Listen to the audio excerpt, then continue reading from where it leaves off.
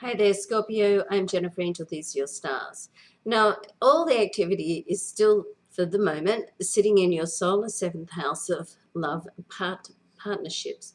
So this is all to do with relationships. I mean, technically, it's intimate relationships, but it's really, when you look at the seventh house, it's really all relationships. And depending on what else is happening, in your chart as well, to combine that.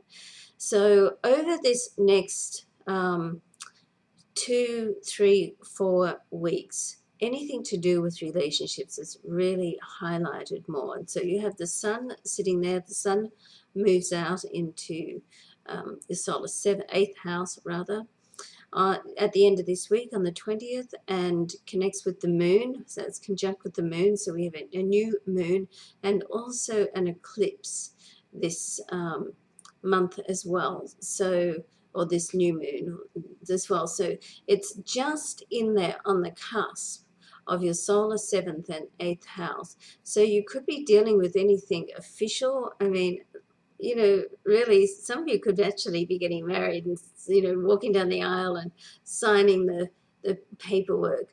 Now, Venus also sits in there on the solar eighth house as well. So Venus is known as the planet of love. It's also the planet of possessions and money. And so you want to be careful that any decisions that you make regarding relationships, that the communication is like open. You have Mercury, the communication planet there, which has a strong influence as well. That's sitting there in your area of love and relationships as well. But with Venus retrograde, you want to make sure that firstly, you're sure of what you're doing. It's going to be too late to go back and, change the status quo later on. Any decisions that you make now, make sure your heart and your head are involved, I think is the best way to put that. So use your common sense and use your intuition. So if you can combine the two, then, you're going to be okay, all right? So you just want to make sure that there's no rash decisions being made. And also there's Mars still sitting there in your solar 11th house of friends and support. So, once again, listen to what other people have to say. You don't have to follow them through, but do give them the time to voice their opinions, okay? You don't have to, as I said, you don't have to actually do it, but you never know. Sometimes people can have some wise things to say, even if you don't want to hear it.